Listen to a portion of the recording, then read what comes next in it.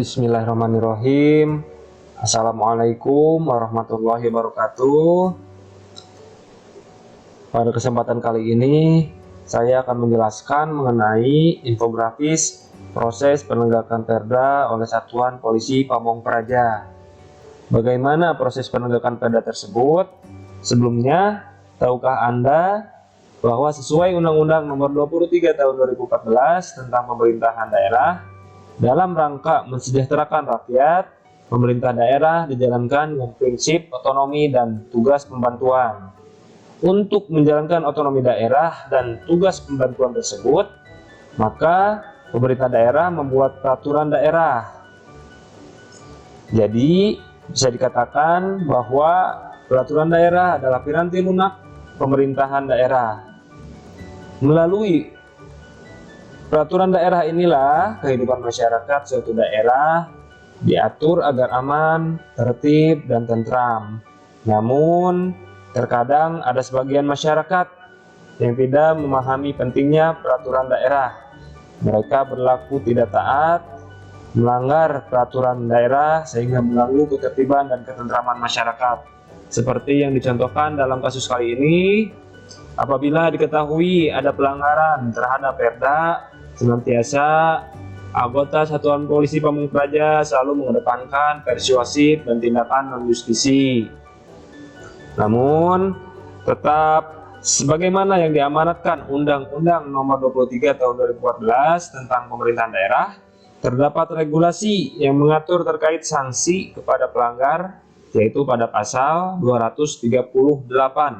Dalam hal ini, yaitu sanksi administratif yang dibagi menjadi 3, antara lain teguran lisan, teguran tertulis, maupun denda. Setelah pemberian sanksi, apabila pelanggar bersedia mematuhi untuk tidak melakukan pelanggaran kembali, maka perkara dianggap selesai sampai di sini. Namun, apabila masih melanggar, maka anggota Satuan Polisi Pamong Praja akan melaporkan pelanggaran tersebut kepada PPNS. Dan setelah menerima laporan tersebut, PPNS akan melaporkan kepada Kepala Satuan Polisi Pamong Praja untuk dapat surat perintah penyidikan atas pelanggaran yang telah dilakukan. Nah, bagaimana proses penyidikan yang dilakukan PPNS? Proses penyidikan tersebut dilakukan dengan beberapa tahapan, seperti pemanggilan, penangkapan, penahanan, penggeledahan, dan penyitaan. Dalam kasus kali ini, PPNS segera melakukan pemanggilan terhadap tersangka dan melakukan pemeriksaan singkat untuk menemukan unsur pasal yang dilanggar, serta untuk mendapatkan pengakuan dari tersangka. Langkah selanjutnya, PPNS menulis pada belangko tipiring, yang mana pada belangko tersebut harus dibubuhi tanda tangan penyidik, saksi, dan juga tersangka. Yang tidak kalah penting dalam belangko ini, harus tercatat barang bukti yang telah disita.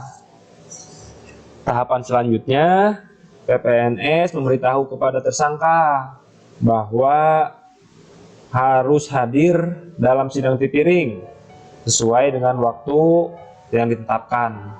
Setelah pelaksanaan sidang, diputuskanlah sanksi untuk tersangka yang bisa dalam bentuk pidana, denda, ataupun pidana kurungan.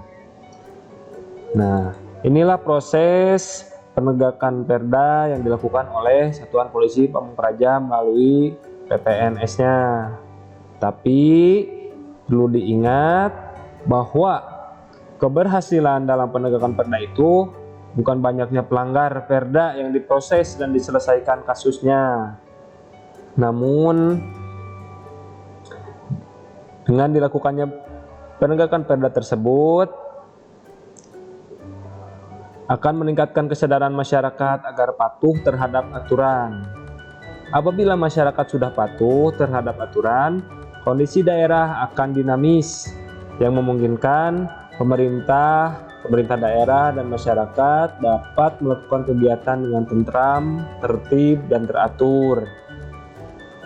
Dengan demikian, investor akan masuk sehingga kesejahteraan pun akan terwujud.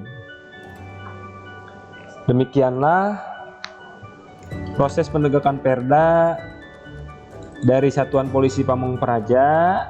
Terima kasih. Mohon maaf apabila ada kekurangan atau kesalahan. Wassalamualaikum warahmatullahi wabarakatuh.